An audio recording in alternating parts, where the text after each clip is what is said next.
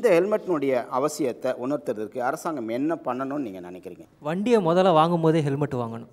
வண்டி வாங்கும்போதே ஹெல்மெட் வாங்கணும். நான் அவங்கள்ட்ட விழிப்புணர்வு ஏற்படுத்தினா கண்டிப்பாக அதை வந்து கடைபிடிக்கணும். சரி. தன்னார்வ தொழில்கள் பலர் வந்து அங்கங்கே கேம்ப் போட்டு அங்கே உள்ள மகளிருக்கு கூட அம்மாக்கள்லாம் வண்டி ஓட்டிகிட்டு போகிறாங்க. எல்லாருக்குமே இதை பற்றின விழிப்புணர்வையும் கொடுத்து வீட்லேயும் அவங்கள சொல்லி சொன்னோம்னா கண்டிப்பாக இது இன்னும் நிறைய ரீச். இந்த ப்ராப்ளத்தை எல்லாமே ஓவர் கம் பண்ணுற மாதிரியான ஒரு ஹெல்மெட் வந்து புதுசாக ப்ரொடியூஸ் பண்ணாங்கன்னா, அரசாங்கமே இந்த ஆர்டரை எடுத்து ப்ரொடியூஸ் பண்ணாங்கன்னா கண்டிப்பாக எல்லா ஸ்டூடெண்ட்ஸுன்ற 6 வயசுலேருந்து ஏஜ் முடிகிற வரைக்கும் இருக்கிற எல்லாமே வந்து ஹெல்மெட்டோட அவேர்னஸ் தெரிஞ்சுக்கிட்டு யூஸ் பண்ண ஆரம்பிச்சிருவாங்க. நம்முடைய பாதுகாப்புக்காக நாம் அணையலாம், விருப்பம் இல்லைன்னா விட்டுடலாம். ஹெல்மெட் விஷயத்தை பொறுத்தளவு அவேர்னஸோ விளம்பரமோன்றது முக்கியம் கிடையாது. அந்த ஹெல்மெட்டை பயன்படுத்தக்கூடியவங்களுக்கான அந்த வசதிகளை ஏற்படுத்தி கொடுக்கணும். இன்றைக்கி ட்ரெயினில் ட்ராவல் பண்ணுறவங்கலேருந்து எல்லாருமே அந்த ஹெல்மெட்டை எங்கே வைக்கிறதுங்கிற ஒரு சூழ்நிலை இருக்குது. ஏன்னா பின்னாடி உட்காந்து போகிறவங்க 2 ஹெல்மெட் எங்கே வைக்கிறது இருக்குது. அதே மாதிரி காலேஜ் ஸ்டூடெண்ட்ஸும் அந்த ஹெல்மெட்டை வைக்கிறதுக்கான சரியான இடங்களும் இல்லை. அது மாதிரி எல்லா வசதிகளையும் செஞ்சு கொடுத்துட்டு எல்லா முறைகளையும் சரிப்படி செஞ்சுட்டு அதுக்கப்புறம் வந்து அவங்களுக்கு கட்டாயப்படுத்தி திணிக்கணும். ஒரு ரேஷன் கார்டுக்கு ஒரு கேஸ் தர மாதிரி ஒரு டிரைவிங் லைசன்ஸ் கார்டுக்கு கவர்மெண்ட்டே தரமான ஹெல்மெட் தந்தால் நல்லா இருக்கும் சார். சார் எங்கள் உயிர் மேலே எங்களுக்கு பாதுகாப்பு இருக்குங்க சார், ஆனால் கட்டாயப்படுத்தாதீங்க சார். இப்போ இருக்கிற யங்ஸ்டர்ஸ்லாம் வந்து ஹெல்மெட் போட்டு ஸ்பீடாக போகிறாங்க, அதனால ஆக்சிடென்ட் ஆகுது. ஸோ ஹெல்மெட் போட்டு போகிறாங்க அப்படின்றதுனால விடுறதும் இல்லாமல் அந்த ஸ்பீடை வந்து கொஞ்சம் கண்ட்ரோல் பண்ணலாம். பூபாலன், உங்களுடைய கருத்து சொல்லுங்கள். இன்றைக்கு இருக்கக்கூடிய இளைஞர்களுக்கு 2 விஷயம் சொல்ல விரும்புகிறோம்.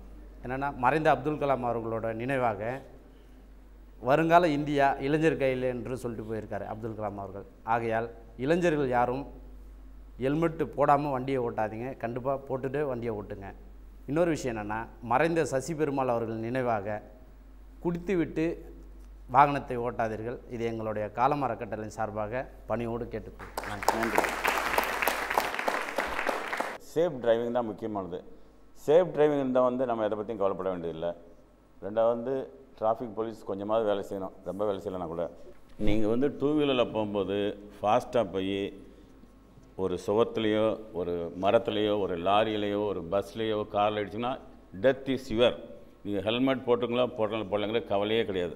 யூ வில் டை கம்ப்ளீட்டாக. நீங்கள் அதை சாவலேருந்து ஸ்தம்பிக்கவே முடியாது. அதனால் வந்து சேஃபாக வண்டி ஓட்டணும். அதான் என்னுடைய முக்கியமான பாயிண்ட். சரி. இப்போ பார்த்தீங்கன்னா நாங்கள் எங்கள் நண்பர்கள்லாம் சேர்ந்து தோழலில் வந்து கடந்த ஒரு 3 வருடங்களாக விபத்தில்லா தேசம் படைக்கணும் நம்மளுடைய பாரதத்தில் அப்படின்ட்டு தொடர்ச்சியாக எவ்வரி மந்த்து பார்த்தீங்கன்னா கடைசி சண்டே வந்து திருமணி பிரச்சாரம், டிராஃபிக் அவேர்னஸ் பண்ணிகிட்டு இருக்கோம்.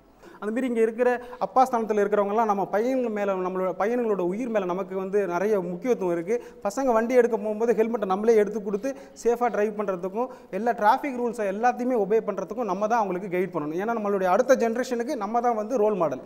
ஸோ வந்து எல்லா பீப்புள்ஸ்க்கும் இந்த ரெஸ்பான்சிபிலிட்டி இருக்குது. நன்றி திருமோகன். பால்கனர் ரசா சொல்லுங்கள். தலைக்கவசத்தை வந்து கட்டாயப்படுத்துவது என்பது உயிரை காப்பதற்காக அப்படின்னு சொல்கிறாங்க இல்லையா, மாறாக அது உயிரை எடுப்பதற்காக அப்படின்ற ஒரு சூழ்நிலை தான் இப்போ நிலவரு. தொந்தரவின் மூலமாக இதை செய்யுங்க அதை செய்யுங்கன்ற மாதிரி பண்ணுறாங்க.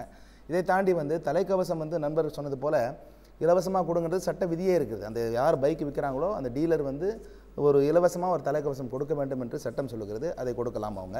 அதை தாண்டி வந்து தலைக்கவசத்தை பொறுத்தவரை சட்டங்கள் என்ன சொல்லுகிறதோ அதை தான் வந்து நீதிமன்றங்கள் பின்பற்றப்பட வேண்டும். நாளைக்கே வந்து ஒரு அனௌன்ஸ்மெண்ட் வருதுன்னு வச்சுங்களேன், ஒரு அறிவிப்பு. அதாவது இதை நாங்கள் தளர்த்தி விட்டோம் அப்படின்னு சொன்னால் சிட்டியில் வந்து எத்தனை பேர் தலைக்கவசம் இல்லாமல் வண்டி ஓட்டுறாங்கன்னு பார்த்தாலே தெரியும். மக்களுடைய எதிர்பார்ப்பு என்ன, வேண்டாமா வேண்டுமா என்ற எதிர்பார்ப்பு தெரிந்துவிடும். ஒரு நாள் தளர்த்தினா போதும், யாரும் போடாமல் ஓட்டுவாங்க. இதுக்கு முன்னாடி யாராவது போட்டிட்டு ஓட்டிருந்தாங்கன்னா கண்டிப்பாக போட வேண்டியவர்கள் அவேர்னஸ் இருக்கிறவங்க போட தான் செய்வாங்க.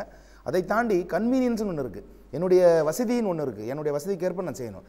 இதை தாண்டி நம்ம என்ன சொல்லணும்னாக்கா, இந்த ஸ்டேட் எக்ஸம்ஷனில் ஒரு சிக் பர்சனை அவங்க வந்து இன்க்ளூட் பண்ணணுன்றது தான் நாங்களும் வாதமாக வச்சுருக்கிறோம். ஏன்னாக்கா ஒரு மருத்துவ சான்றிதழ் கொடுக்குறாங்க, இவர் வந்து சில நோயினால் கஷ்டப்படுறாரு, இவரால் தலைக்கவசம் அணிய முடியாதுன்னு சொல்லிட்டாங்கன்னா என்னுடைய ஓன் ரிஸ்கில் நான் வண்டி ஓட்டுறேன். அதை தாண்டி நான் வந்து ஒருவேளை விபத்தை சந்திக்க நேரிட்டால் நான் மரணமடைய கூடும் என்ற விபத்தில் நான் ஓட்டுறேன், என்னுடைய ஓன் ரிஸ்க்கு.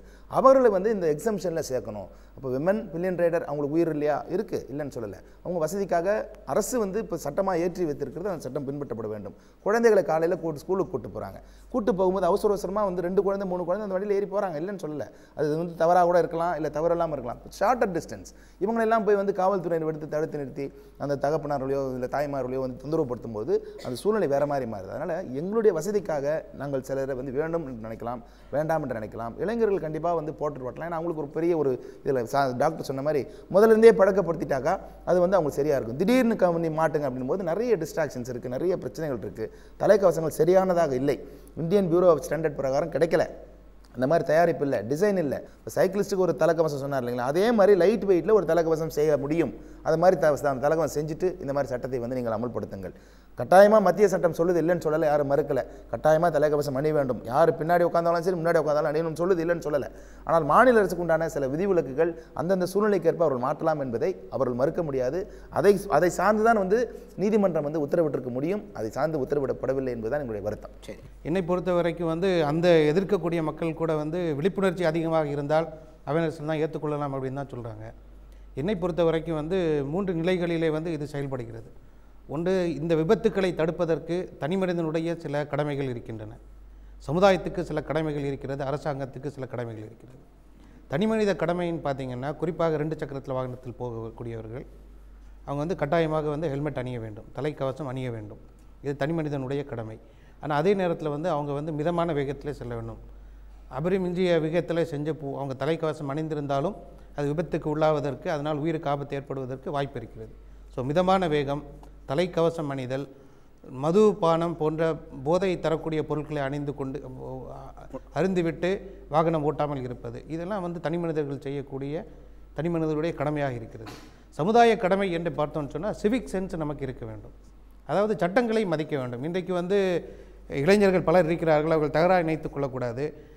2 சக்கர வாகனத்தில் நம்ம உட்கார்ந்து இருந்தாலே வந்து நமக்கு வந்து வலப்பக்கமாக இடப்பக்கமாக வண்டிக்கு மேலே கீழே கூட போகலாம், அதுக்கெல்லாம் அனுமதி இருக்கிற மாதிரி அவங்க நினச்சிட்டு இருக்காங்க. அப்படி கிடையாது.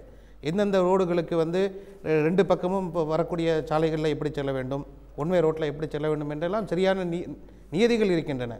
அந்த சட்டங்களை பின்பற்றினால், அந்த சிவிக் சென்ஸ் இருந்துச்சுன்னு சொன்னால் பல விதமான விபத்துக்கள் வந்து தவிர்ப்பதற்கு வாய்ப்பு இருக்கிறது. 3ஆவதாக வந்து அரசாங்கத்துக்கும் நிச்சயமாக கடமை இருக்கிறது. அது வெறுமனே வந்து ஹெல்மெட் சட்டத்தை போடுவது மட்டும் கடமை கிடையாது, அதுவும் தேவைதான். என்னை பொறுத்த வரைக்கும் அது நிச்சயமாக தேவை. அதுபோல் நல்ல சாலைகளை உருவாக்க வேண்டும், சாலைகளை நல்ல முறையில் செப்பனிட்டு இருக்க வேண்டும். சாலை பராமரிப்பு கூட வந்து ஒருங்கிணைத்து செய்யப்பட வேண்டும். அந்த சில ஜோக்குகளில் காட்டப்படுற மாதிரி எலக்ட்ரிசிட்டி ஒரு தடவை குழி தோன்றது, ட்ரைனேஜ் அண்டர் கிரவுண்ட் வாட்டர் ஒரு தடவை தோன்றது, இதெல்லாம் தவிர்க்கப்படலாம். தவிர்க்கப்பட சாத்தியம் உள்ளக்கூடிய விஷயங்கள் தான். இதையும் செய்ய வேண்டும். ரொம்ப நன்றி டாக்டர். எப்படி வந்து தலையாய கடமை என்று சொல்லுகிறார்களோ, தலைக்கவசம் அணிவது கூட தலையாய கடமை என்பதை நாம் உணர்ந்து கொள்வோம். தலைக்கவசம் தலையை பாதுகாக்கும்.